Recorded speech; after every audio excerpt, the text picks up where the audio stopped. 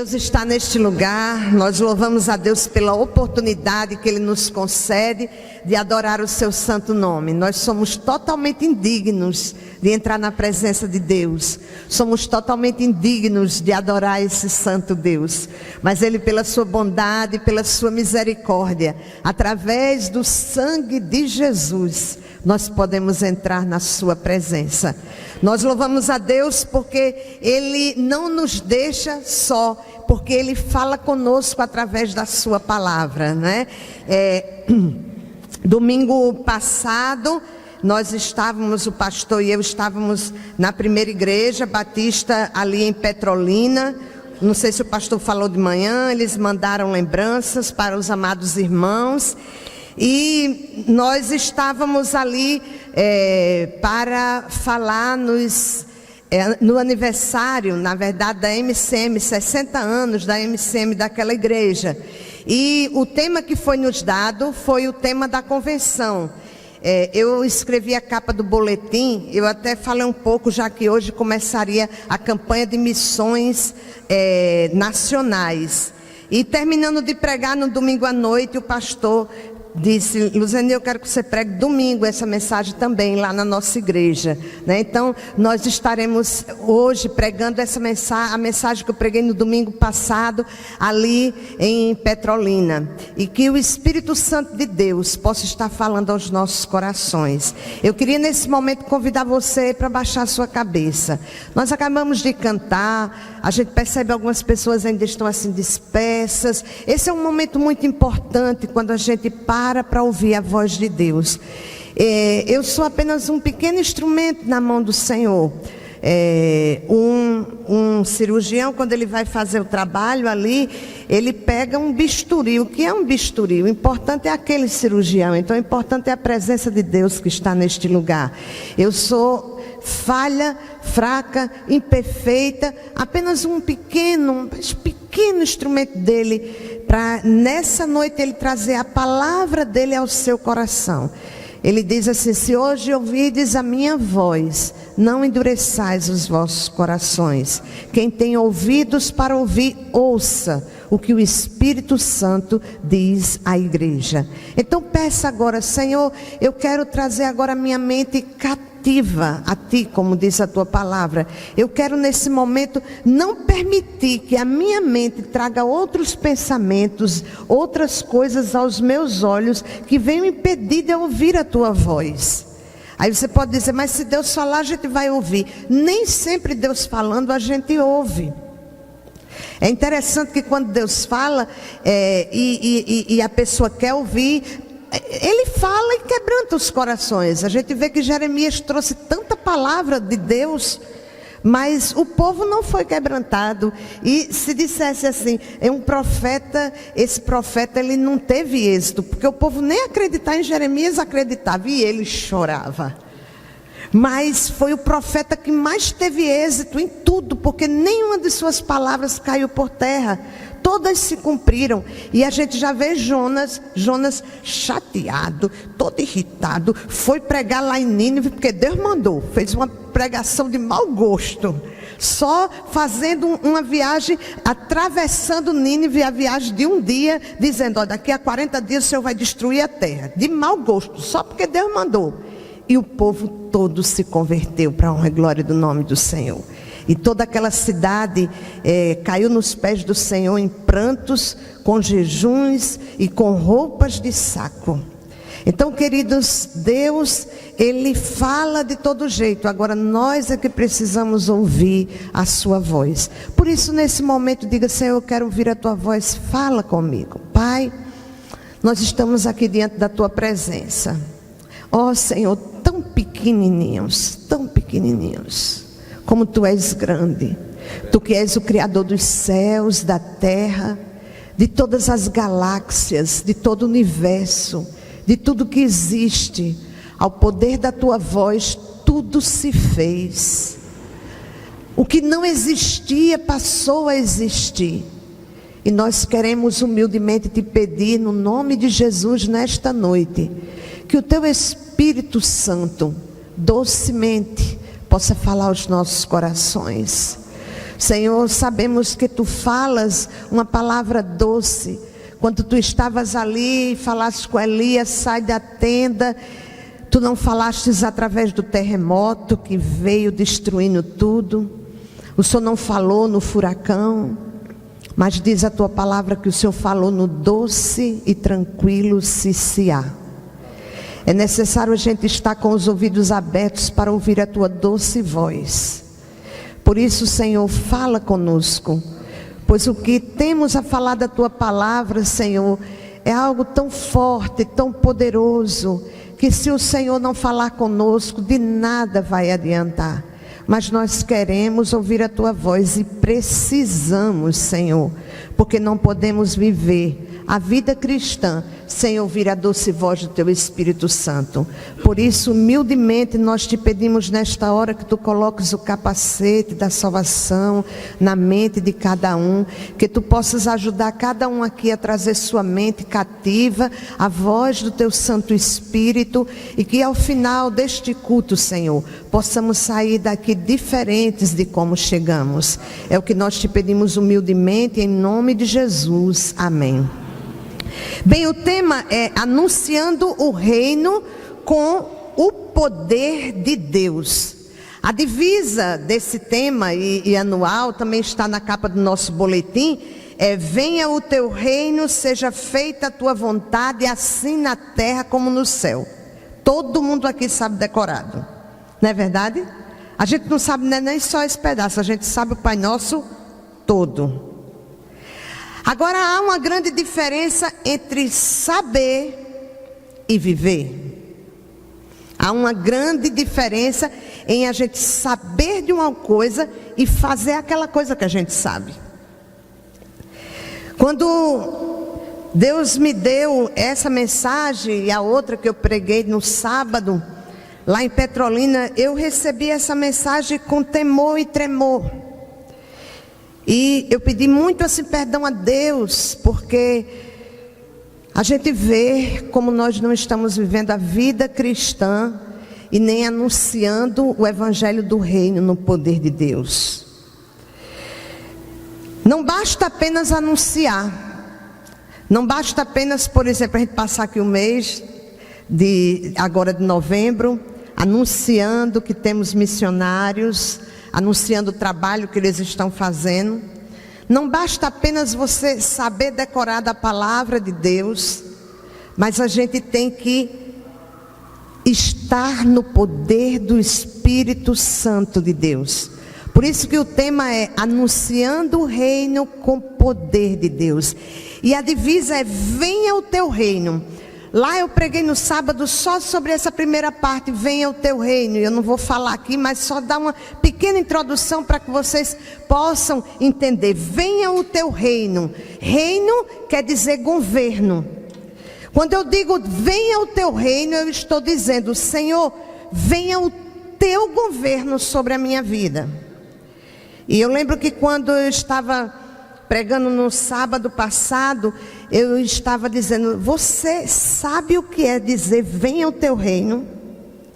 Porque os anjos que estão lá no céu, quando a gente diz seja feita a Tua vontade assim na terra como no céu, eu estou dizendo, seja feita a Tua vontade na minha vida da mesma forma que é feita lá no céu.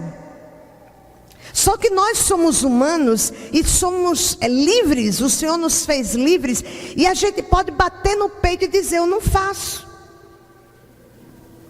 Muitas vezes a gente sabe até qual a vontade de Deus para a nossa vida, mas nós não andamos segundo a vontade de Deus. E nós pecamos. Nós pecamos quando fazemos em forma de oração, venha o Teu reino, e na verdade a gente não aceita o reino de Deus na sua totalidade na nossa vida. Porque muitas vezes nós aceitamos a ordem e a palavra no Senhor naquilo que eu gosto e que eu quero e que eu me animo para obedecer. Mas naquilo que eu não quero, a gente só não diz. Mas sem palavras é como se a gente dissesse, nem Deus. Antes de Jesus subir aos céus, o pastor pregou, hoje eu não estava aqui pela manhã na mensagem, mas eu preparei os slides para ele e vi que ele usou também o texto de Atos 1:8, a missão da igreja, a igreja trabalhar e fazer a obra do Senhor, anunciar o evangelho. E quando Jesus subiu ao céu, ele disse assim, para a igreja, mas também para nós: mas recebereis poder ao descer sobre vós. E eu não dei nem... Amor, por favor, tu pega para os slides ali. Eu esqueci de dar para Saulo. Mas Saulo, tu depois olha e vê onde é que eu ando. Viu? Jesus disse assim, mas recebereis poder ao descer sobre vós o Espírito Santo.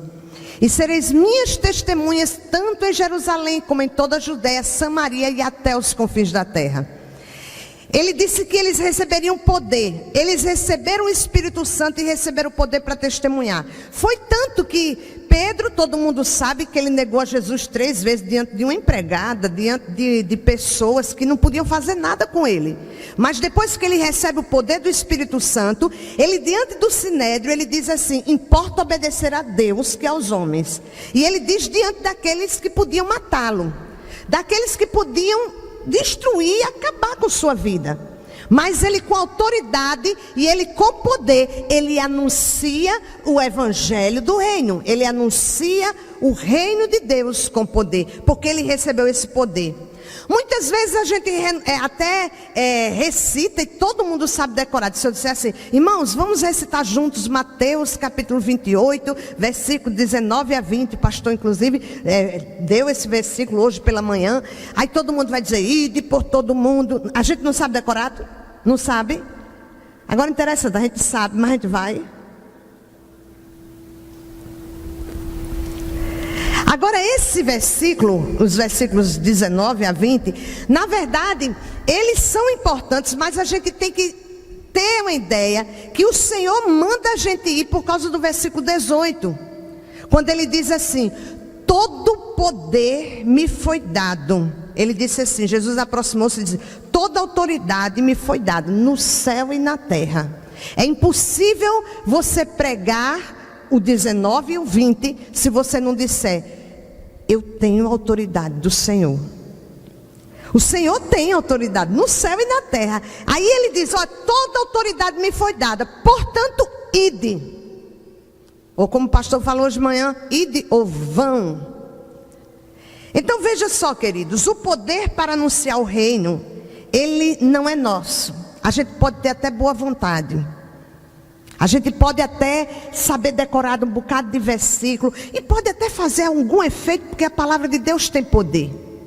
Mas quando você anuncia no poder do Espírito Santo, a conversão, a transformação. Quando nós anunciamos no poder, a transformação de vidas. Aí você pode estar se perguntando, Luzeni, mas como anunciar com poder? Eu já aceitei Jesus. Eu tremo quando eu penso que posso estar diante do poder das trevas. Tem gente que treme até as bases com medo se alguém viesse manifestar um inimigo numa pessoa. Tem gente que tem medo e treme de falar e anunciar o evangelho do reino para amigos, para pessoas. Aí você pode estar se perguntando, eu já aceitei a Jesus, eu tenho Jesus no meu coração, o Espírito Santo de Deus mora em mim, então como ter esse poder? Como anunciar com intrepidez? Como anunciar com autoridade? A autoridade dada por Jesus não é a autoridade nossa, mas é a autoridade do nome de Jesus. A gente estava cantando agora há pouco, todo se confessará ao ouvir teu nome. É verdade, a Bíblia diz que todo joelho se dobrará, daqueles que estão nos céus, na terra e debaixo da terra. Todos vão um dia confessar.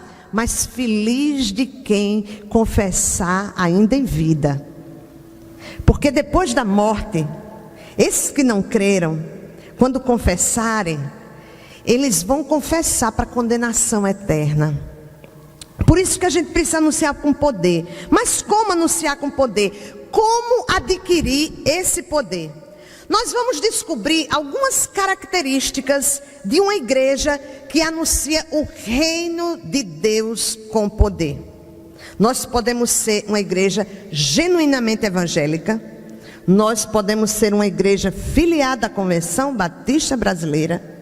Nós podemos fazer tudo como manda o figurino e não termos as características de uma igreja que anuncia com poder.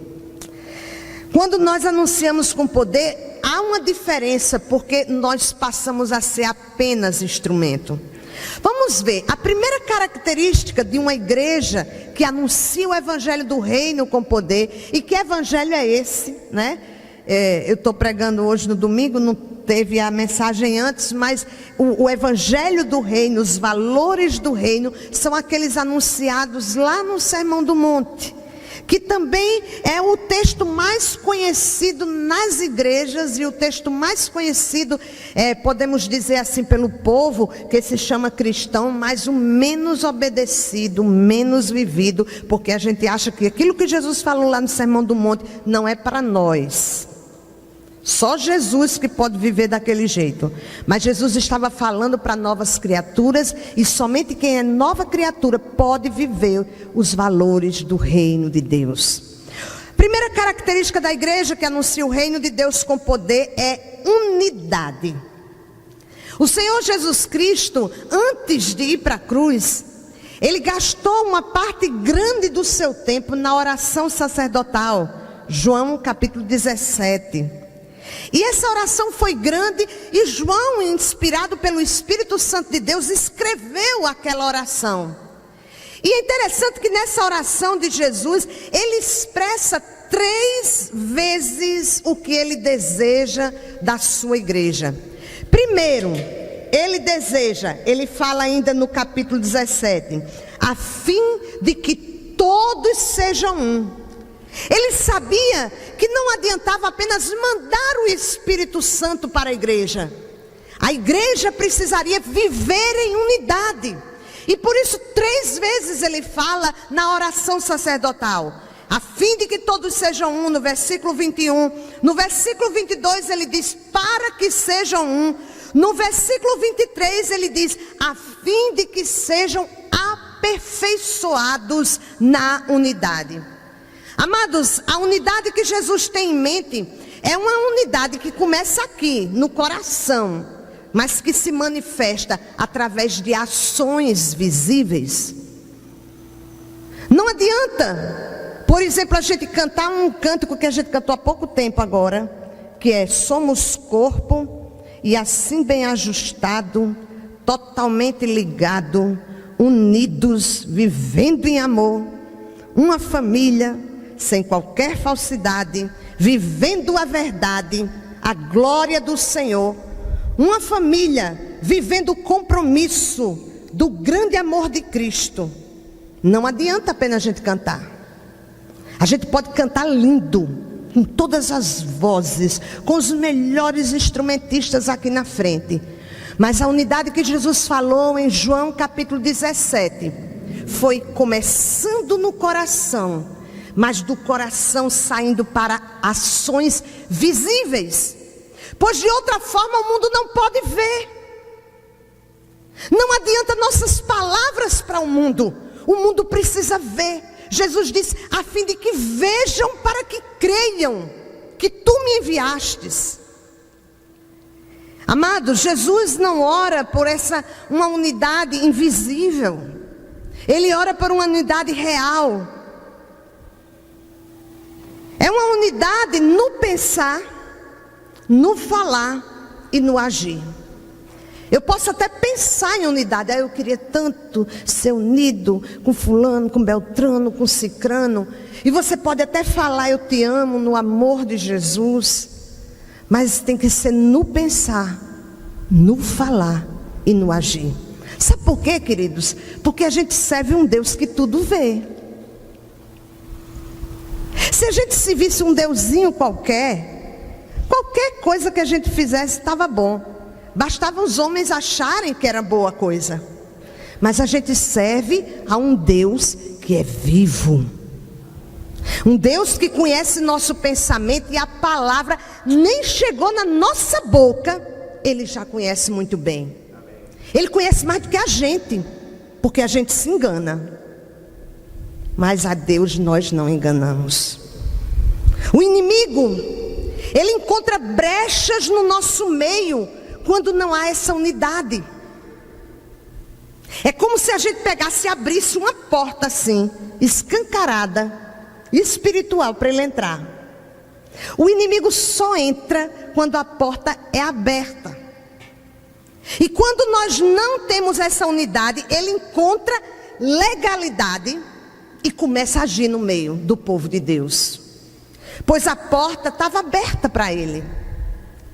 Precisamos fechar essa porta para que o Espírito Santo de Deus possa livremente agir no nosso meio. A palavra de Deus em Efésios 4, versículo 2 e 3 diz: sejam, acho interessante a palavra, o poder da palavra, sejam completamente, ou seja, está dizendo em tudo, não é só na igreja, em todo lugar, em todo tempo, sejam completamente humildes e dóceis, sejam pacientes, suportando uns aos outros com amor, façam todo o esforço para conservar a unidade no Espírito. Quando o texto diz faça todo esforço, isso quer dizer que não é fácil. A gente tem que fazer um esforço. Para isso a gente tem que mortificar o nosso eu, nossas vontades, nossos desejos. O texto é muito claro quando diz façam todo o esforço para conservar a unidade. E isso é deixar de lado alguns dos nossos pensamentos, é deixar de lado nossa vontade. Nós não precisamos ganhar sempre. O outro texto é antes, Efésios 4, 15 e 16. Antes, seguindo a verdade em amor, cresçamos em tudo naquele que é a cabeça, Cristo. Dele todo o corpo, ajustado e unido pelo auxílio de todas as juntas, cresce e edifica-se a si mesmo em amor, na medida em que cada parte realiza a sua função. Quando eu digo em unidade, não é a gente pensar do mesmo jeito, não é a gente ser igual, porque aí é que está a beleza. Somos diferentes, mas podemos ser unidos em amor. Cada um fazendo sua parte, cada um cumprindo com o seu dom. É como se você pegasse um quebra-cabeça de 1000 peças e jogasse assim. Cada uma tem uma parte especial e a unidade se dá quando esses diferentes se unem e formam a unidade. Efésios 4, 31 e 32, livrem-se de toda amargura, indignação, ira, gritaria, calúnia, bem como de toda maldade. Sejam bondosos e compassivos uns para com os outros, perdoando-se mutuamente, assim como Deus perdoou vocês em Cristo. Nós pertencemos à mesma família, queridos, e é a família de Deus. Deveríamos ter mais tolerância, mais compreensão para com os demais membros da família. Nós somos diferentes, mas nós nos completamos nessas diferenças. Como a nossa mão, todos os dedos são diferentes, não é? Todos os nossos dedos são diferentes. Cada um tem um tamanho, cada um tem uma função e cada um tem um preço. Porque se você perder algum desses dedos num trabalho, a sua aposentadoria vai ser maior dependendo do dedo. Porque cada um tem uma função e é mais importante. E nós, queridos, somos assim. Mas quando ficamos de joelhos, todos nós ficamos do mesmo tamanho. Já viram isso? Quando nós ficamos de joelhos, todos ficamos do mesmo tamanho. Pode olhar no seu dedinho assim, olha assim. Ficam medindo o tamanho do maior de todos. Porque de joelhos nós nos tornamos iguais. Amados, se o mundo perceber essa unidade em nós, não de palavras, mas eles perceberem essa unidade, as nossas palavras estarão carregadas de poder, pois eles não vão apenas nos ouvir, mas eles verão Cristo em nossas vidas e saberão que Jesus está em nós e que nós estamos nele. Segunda característica de uma igreja que anuncia com poder é santidade. Santidade quer dizer separado. Nós vivemos, infelizmente, queridos, um secularismo prático dentro das nossas igrejas. Dizemos que aceitamos os valores do reino que estão lá. Se os irmãos quiserem, leiam essa semana Mateus capítulo 5, 6 e 7. Leiam, em nome de Jesus. E ali estão os valores do reino. A gente diz que aceita os valores do reino. A gente se reúne para cultuar o Senhor deste reino, dominicalmente. A gente entoa belos hinos, a gente louva, a gente diz expressões de adoração como aleluia, glória a Deus, amém. Isso tudo é muito bom, assim seja. Mas durante a semana, nós vivemos de uma forma completamente diferente dos valores do reino ensinados por Jesus lá no Sermão do Monte. Criamos, infelizmente, um grande abismo. Pode colocar aí, Saulo. Criamos um grande abismo entre saber e fazer na nossa vida de cidadãos do reino. Queridos, é por isso que quando Jesus voltar, quem faz parte dos pequenos grupos sabe que esta semana nós estudamos num piscar de olhos. É por isso que quando Jesus voltar, muitos vão dizer: Senhor, Senhor, em teu nome eu cantei, em teu nome eu preguei, em teu nome eu expulsei demônio. E ele vai dizer: não vos conheço. Porque, queridos, nós precisamos saber e fazer. Inclusive Deus vai nos julgar segundo aquilo que nós já sabemos.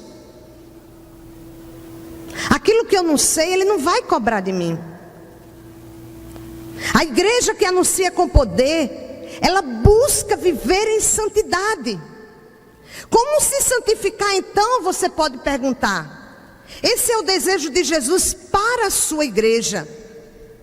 Olha, na mesma oração sacerdotal de João 17, que a gente leu aquele pedacinho no começo, que ele orou pela unidade, ele também ora pela santificação.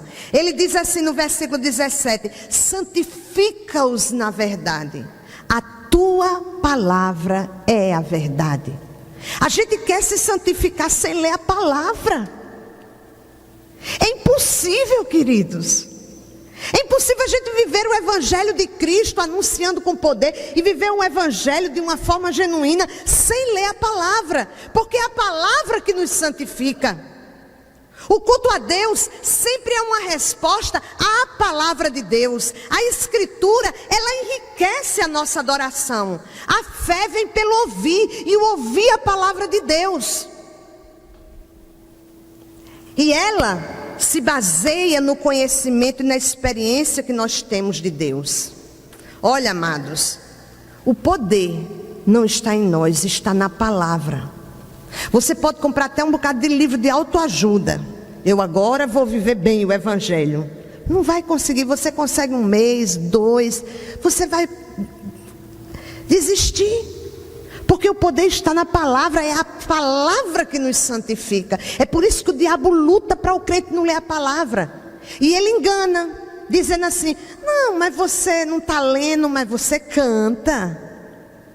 Eu lembro que uma vez lá em Petrolina, uma pessoa chegou para mim e disse assim: olha, eu não leio muita palavra, eu não consigo, eu não leio, mas eu louvo muito. Eu escuto muitos louvores. Eu fico o dia todo escutando louvores.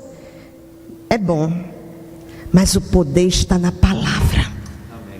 É ela que nos santifica. Quanto mais nós estudamos a palavra, mais madura fica a nossa fé. E sem a escritura, a nossa fé fica doente. Dando uma olhada no livro de Carson, que é o estudo do Evangelho de João, um livro grosso assim, eu estava preparando a mensagem, eu fui ver o que ele dizia a respeito disso. E ele disse uma frase que eu trouxe para os irmãos: somos separados do mundo e reservados para o serviço do Senhor, à medida que pensamos e vivemos em conformidade com a verdade. Qual é a verdade? A palavra. Em termos práticos, ninguém pode ser santificado ou separado para o uso do Senhor sem aprender a viver em conformidade com a palavra que Ele graciosamente nos deu. Queridos, nós somos apenas instrumentos, como eu disse, nas mãos do Senhor. O tal instrumento, você, Paula, que é enfermeira, ele diz qual instrumento que ele quer. E afinal de contas, ele é um cirurgião. Você tem que fazer e trazer de acordo com o que ele está pedindo. Como quando o pastor foi fazer a cirurgia no cérebro e o doutor Paulo Tadeu, ele disse assim, olha, eu não sei se ainda é assim, mas na época que o pastor fez a cirurgia, ele disse, eu só faço cirurgia com um material descartável que vem da Inglaterra. Se o homem diz, a gente tem que ir atrás, porque ele é o cirurgião. Aí a gente quer dizer, Deus me use, quando a gente está sujo, quando a gente está em pecado. Se um cirurgião aqui da terra diz o que é que tem, como ele vai fazer a cirurgia, como ele vai trabalhar, será que Deus vai trabalhar, usar a minha vida, se eu estou desobedecendo e não santifico minha vida? Não vai, queridos, porque a Bíblia diz que sem santidade ninguém verá o Senhor. Assim como Jesus foi separado, santificado e enviado ao mundo, os seguidores dele também são separados por Jesus, santificados pelo Espírito Santo e enviados ao mundo para anunciar a mensagem do reino com poder. Nós não podemos julgar o texto bíblico e a doutrina da igreja pelas nossas experiências. Mas sim, a gente tem que julgar nossas experiências e as doutrinas da igreja pela palavra de Deus. Ela é o crivo. Onde estão os homens, as mulheres evangélicas, disse John Stott, que estão determinados pela graça de Deus a ficar firmes na palavra, recusando-se a deixar-se levar pelos ventos prevalecentes do espírito deste mundo, que estão decididos a permanecer na Escritura e a viver por ela, relacionando a palavra com o mundo e obedecendo a ela, e que assumiram o compromisso de passá-la adiante, dedicando-se ao ministério de expor a Bíblia com toda a consciência. John Stott, ele faz essa pergunta e eu uso as palavras dele, a mesma palavra desta noite. Onde estão? Eliseu disse, onde está o Deus de Elias? Mas hoje a gente pode perguntar, onde estão os Elias de Deus? 1 Pedro capítulo 1, versículo 15 a 19, diz, mas assim como é santo aquele que os chamou, sejam santos vocês também em tudo que fizerem, pois está escrito, sejam santos porque eu sou santo. Eita, a medida é pequena, hein? É nada, é a medida de Deus. Não é sejam santos como fulano de tal, não, como líder tal, não. O Espírito nos convoca para a gente ser santo como Ele é santo. Uma vez que vocês chamam de Pai aquele que julga imparcialmente as obras de cada um, portem-se com temor durante a jornada terrena de vocês.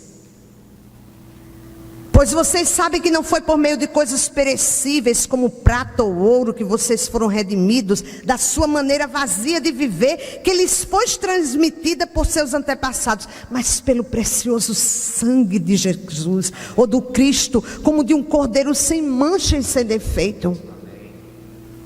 Queridos, nós temos que viver essa vida de peregrinação aqui neste mundo, porque é uma vida de peregrinação, porque a gente não é desse mundo. A partir do momento que você faz parte da família de Deus, você não é mais daqui. Com temor, com tremor, buscando esta santidade. Terceira característica de uma igreja que anuncia com poder é a obediência. Jesus Cristo disse na oração, seja feita a tua vontade, assim na terra como no céu.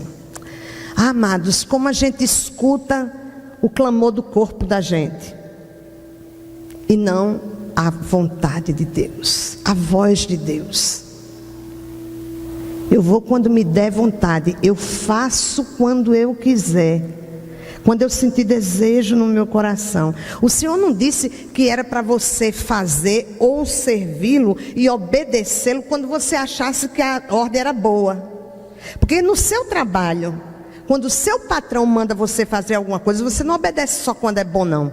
Porque senão você é despedido. Você obedece independente da ordem. Você engole sapo, você dá um goto, mas você obedece. O Senhor não está querendo que você ache boa a ordem dele. Ele quer apenas que você obedeça. Agora, o bom de tudo isso é porque quando a gente obedece, aí a paz de Deus, que excede todo entendimento, guarda o nosso coração, nossa alma, nossa vida. E a gente ainda encontra sentido e alegria. Porque mesmo que eu não entenda, mas eu obedeço, o Senhor honra. Ele honra. E a gente vê um pouco mais na frente que ele tinha razão, porque a vontade dele é boa, perfeita e agradável. Queridos, a submissão seletiva não é submissão. Jesus é o nosso exemplo maior. Ele se submeteu ao Pai em todas as coisas. Vamos ver o que diz Filipenses 2:8. E sendo encontrado em forma humana, humilhou-se a si mesmo, foi obediente até a morte, e morte de cruz, que é uma morte terrível. Se você for ler sobre a morte de cruz, for ler os detalhes, o que acontece com o corpo, o que a pessoa sente, você fica horrorizado. E ele aprendeu a obediência, a Bíblia diz, pelas coisas que sofreu. Em Hebreus capítulo 5, versículo de 7 a 9, diz: durante seus dias de vida na terra, Jesus ofereceu orações e súplicas em alta voz e com lágrimas, aquele que o podia salvar da morte, sendo ouvido por causa de sua reverente submissão. Embora sendo filho, ele aprendeu a obedecer por meio daquilo que sofreu. E uma vez aperfeiçoado, tornou-se a fonte de eterna salvação para todos os que lhe obedecem. Ele é o nosso exemplo. É preciso confessar Jesus como Senhor com os nossos lábios e o entronizarmos em nosso coração, fazendo o Senhor das nossas opiniões, das nossas ambições, dos nossos padrões, dos nossos valores. Ou seja, Senhor do nosso estilo de vida. Por isso, ele diz lá em Lucas capítulo 6, versículo 46: por que vocês me chamam Senhor, Senhor, e não fazem o que eu mando? Igual aquela história do filho. O pai chegou e disse: meu filho, vá lá para a lavoura. Ele disse: sim, Senhor. E não foi. O outro pai disse: meu filho, vá para a lavoura. Ele disse: não vou não. O pai saiu, mas depois ele se arrependeu e foi. O que importa para Deus é a ação, muito mais do que as palavras. Ele diz em sua palavra em João capítulo 15, 10: se vocês obedecerem os meus mandamentos, permanecerão no meu amor, assim como tenho obedecido aos mandamentos de meu Pai, e em seu amor permaneço. Nós só podemos permanecer no amor de Deus se nós o obedecermos. Nós devemos obedecer a Deus e ao que Ele nos manda fazer, porque Jesus nos ensinou, Jesus nos deu a ordem, Jesus foi o nosso exemplo, e Ele é o Senhor da igreja. Ele é o Senhor da sua vida? Ele é o Senhor da sua vida? Ele pode então dizer a você o que Ele manda. Ele pode dizer a você o que você tem que fazer. Se Ele é Senhor, você vai obedecer. Mas eu pergunto, obedecemos? Quarta característica de uma igreja que anuncia com poder o reino de Deus: o amor. O amor precisa ser o perfil da igreja do Senhor Jesus Cristo. Queridos, Deus é amor em sua essência. Ele revelou o seu amor ao mundo dando o seu Filho. Nunca saberemos a dor do coração de Deus quando Ele estava vendo o seu Filho ali na cruz. sendo humilhado, quando ele foi chicoteado, quando aquele cravo estava sendo colocado entre suas mãos e os seus pés, o pai sofria. O pai sofria, mas o amor dele foi tão grande, que ele sabia que eu e você não poderíamos pagar pelos nossos pecados.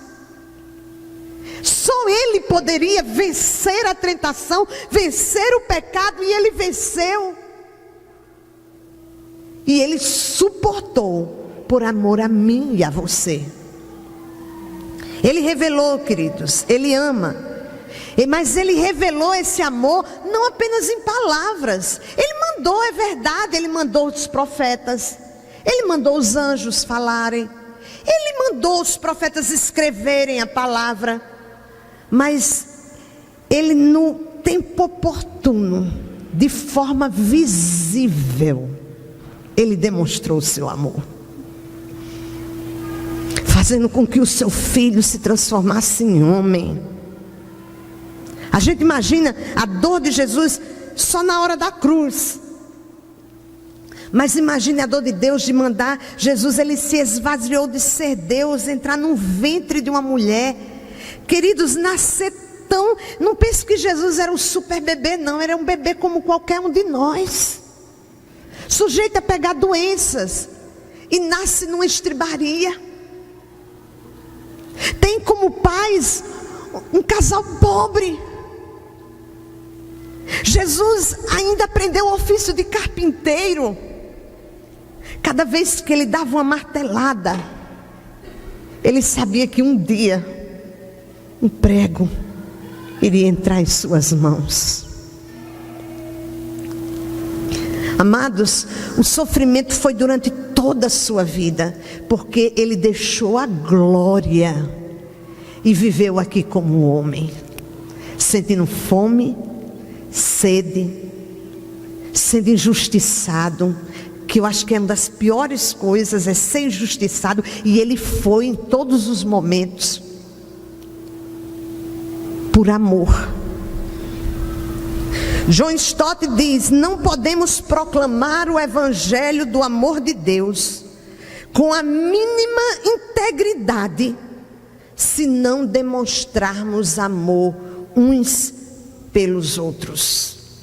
Creio que nada prejudica tanto a causa de Cristo como uma igreja que ou é dividida por ciúmes, rivalidade, difamação, malícia, ou então que vive concentrada em seus próprios interesses.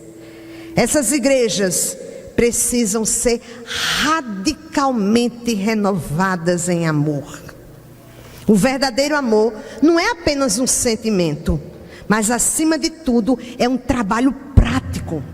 Domingo retrasado, quando eu preguei aqui, encerrando o Condeca, lembra que eu disse que a gente pode aprender a amar. Amar é um sentimento, mas é prática. E se é prática, eu posso aprender. Como, Luzeni, aprender a amar?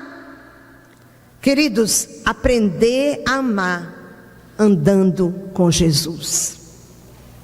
À medida que eu vou lendo os evangelhos e vendo a ação de Jesus com aqueles que eram falsos, com aqueles que o injuriavam, com aqueles que ele está libertando um homem, tirando os demônios de um homem, e o povo diz: esse expulsa demônio pelo poder dos maiorais, Bezebu. E ele escutar um negócio daquele, e ele diz: olha, se eu expulso no poder de Deus, é chegado o reino de Deus entre vós. E se não é, então em nome de quem seus filhos expulsam? Ele em todo tempo, ele é perseguido. E se a gente anda com ele, a gente aprende a amar. Porque à medida que a gente anda com alguém, a gente fica parecido com esse alguém que a gente anda. Por isso, se queremos ser uma igreja que ama, que tem o perfil, não apenas entre nós, mas que o mundo vê. O mundo olha e diz assim: vejam Como eles se amam. Mas em nossos dias, o que a gente vê? Eu não estou falando da igreja batista, eu estou falando da igreja do reino de Deus. Parece que quanto mais se aproxima o dia de Jesus voltar, mais há divisões, mais há dissensões, facções. E não é só entre denominações, até rimou, ó, mas é também dentro de cada casa, de cada igreja. Queridos, o nosso amor precisa ser diferente do amor dos religiosos. Nosso amor precisa ser diferente do amor do mundo, pois eles também amam os que lhe fazem bem. Nós temos que amar como Deus ama, mas Deus prova seu amor para conosco pelo fato de ter Cristo morrido por nós, sendo nós ainda pecadores. Ele faz nascer o sol para os justos e para os injustos. Se a igreja amar como Ele ama, não somente aos que Ele amam, mas também aos que Ele odeiam, aos que Ele perseguem, aí sim, nós seremos chamados de filhos de Deus e o mundo vai ver. Esse tipo de amor é impossível. É impossível sem a graça de Deus. É impossível você amar alguém que está lhe perseguindo, que está lhe fazendo mal. É impossível. Você pode até ranger os dentes e tentar, mas não vai ser amor. Mas quando sai do coração, não do nosso, mas do coração de Deus para o nosso coração, aí a gente consegue. Porque não é na nossa força, mas é na força de Deus. 1 João capítulo 4, versículo de 7 a 8 diz: amados, vamos amar uns aos outros, porque o amor vem de Deus, e todo que ama é nascido de Deus e conhece a Deus. Quem não ama não conhece a Deus, porque Deus é amor. Bem simples assim. Como amar? Aprendendo com o Senhor. Esse amor, queridos, que nós amamos com o amor dele, supera amor de pai, amor de mãe, amor de filho para os pais, amor conjugal, supera amor entre amigos. Porque esse tipo de amor é o amor do dia a dia. Mas esse amor que eu estou falando é um amor que vem de Deus e que se estende para o próximo, independente de quem seja esse próximo. Porque se verdadeiramente nós amamos a Deus, passamos a amar o próximo. É o amor na sua totalidade, amor no vertical e no horizontal. Porque se o amor for só na vertical, não é verdadeiro. Só é vertical se também for na horizontal. Porque o Senhor vai dizer: como é que você diz que me ama e não ama quem você vê? Se você não me vê, como é que você pode dizer que me ama? Tem que amar quem você vê. Concluindo, eu queria dizer que nós estamos distantes, bem distantes do ideal do Senhor, daquilo que Ele preparou para nós. Nós precisamos reconhecer onde é que a gente está falhando. Mas não só ver onde estamos falhando, mas nos arrependermos e nos convertermos dos nossos pecados, dos nossos erros, das nossas falhas. É urgente a necessidade de nos humilharmos diante de Deus, o soberano, diante do Espírito Santo de Deus que habita em nós, pois somente Ele pode transformar nossas palavras, que são proferidas em fraqueza humana, em palavras de poder. Amados, nós precisamos voltar a ser uma igreja missionária como foi a igreja primitiva, onde por onde ela ia, ela levava e anunciava esse evangelho com poder, a tal ponto de dizerem assim: chegou agora entre nós aqueles que têm alvoroçado o mundo. Que adianta no Brasil dizer que hoje nós somos o maior grupo evangélico, que estamos crescendo, se nós não vemos nenhuma mudança no país? Cada dia que passa está pior. Porque essa igreja não tem anunciado nem vivido no poder do Espírito Santo de Deus. Queridos, nós precisamos voltar ao primeiro amor. O primeiro amor é do Senhor. Também como fez Jesus, que pregava em todas as aldeias, nas sinagogas, o evangelho do reino. É interessante, nós dizemos que temos fé em Deus. Assim falou John Stott, está aqui, tu pode colocar. Dizemos que temos fé em Deus. Deus é um Deus missionário. Ó, coisa boa, irmão Rosivaldo, né? No mês de missões. Dizemos que estamos comprometidos com Cristo. Ele é um Cristo missionário. Declaramos estar cheios do Espírito Santo. Ele, o Espírito Santo, é missionário. Nós nos deleitamos em pertencer à igreja. Ela é uma sociedade missionária. Esperamos ir para o céu quando a gente morrer. E lá está cheio de frutos da obra missionária. É impossível ignorar essas coisas, queridos. Precisamos anunciar o evangelho e viver este evangelho no poder. Nós não podemos baixar o ideal de Deus para que ele se torne mais confortável para nós. Porque é o que tem acontecido hoje. A gente tem baixado o ideal de Deus da própria Bíblia para poder ser bem ideal, para a gente poder cumprir. Essa situação precisa mudar. Nós precisamos anunciar o reino de Deus na sua dependência, força e poder. Por isso, precisamos ter as características de uma igreja que anuncia com poder o reino de Deus: unidade, santidade, obediência e amor. John Stott diz: uma das tragédias da igreja contemporânea é que justo quando o mundo parece pronto para ouvir, muitas vezes a igreja parece ter pouco ou nada a dizer. Afinal de contas, ela mesma está confusa. Ao invés de trazer alguma contribuição positiva, ela participa da confusão reinante. Fica gaguejando, balbuciando, quando deveria estar proclamando o evangelho com toda intrepidez. Com efeito, a principal razão para a igreja estar perdendo a sua influência no Ocidente é que a sua fé está diminuindo. E isso me faz lembrar o que Jesus disse: quando vier o Filho do Homem, achará porventura fé na terra? Quando vier o Filho do Homem, achará porventura fé na terra?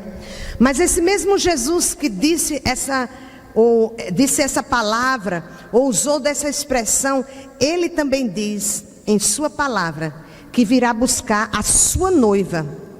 E sabe o que ele diz, as características da noiva que Jesus vem buscar? Diz que ela é pura, imaculada, sem ruga e sem defeito. Só o sangue de Jesus que pode nos transformar nessa noiva. Mas para isso a gente precisa se arrepender. Chegou a hora, amados, de despertarmos do sono, levantarmos dentre os mortos para que Cristo possa nos iluminar. Romanos capítulo 13, versículo 11 diz: chegou a hora de vocês despertarem do sono, porque agora nossa salvação está mais próxima de que quando cremos. Eu estava preparando material para o culto infantil. Eu preparei toda a história das 10 virgens, na linguagem das crianças, o material e tudo mais. E a parábola contada por Jesus disse que eram 10. Não foi? 5 eram tolas, nécias, imprudentes, e 5 eram prudentes. Isso quer dizer que é uma porcentagem o quê, queridos? 50%, meio a meio. Eu quero estar nesse meio do prudente. Eu quero que quando Jesus tocar a trombeta dele, eu quero ser um daqueles, como diz lá Lucas 21, para que vocês estejam em pé diante do Filho de Deus. Que ele não nos pegue desprevenidos, Efésios capítulo 5, versículo 14 diz: desperta, ó tu que dormes, levanta-te dentre os mortos e Cristo resplandecerá sobre ti. Precisamos mostrar que a nossa fé ela é viva, não é uma fé arqueológica, uma fé do passado. Nós não podemos viver de glórias do passado. Nós precisamos viver uma fé viva, dinâmica hoje. Não posso viver a fé dos pais da igreja, mas eu tenho que dizer como aquele cego: olha, eu não sei de nada, mas uma coisa eu sei, eu era cego e agora eu vejo. Pronto, calaram. Depois disso, não aperrearam mais o cego, porque não podiam dizer nada. Ele disse: olha, só sei de uma coisa, que eu era cego, eu agora vejo. Ele mostrou uma fé viva, dinâmica, prática, e calou a boca de todos aqueles. Jó disse: eu te conhecia só de ouvir falar, mas agora os meus olhos te veem. E eu pergunto para você, jovem, que foi criado num lar evangélico, as suas experiências são suas ou são dos seus pais? Você tem uma experiência com Deus?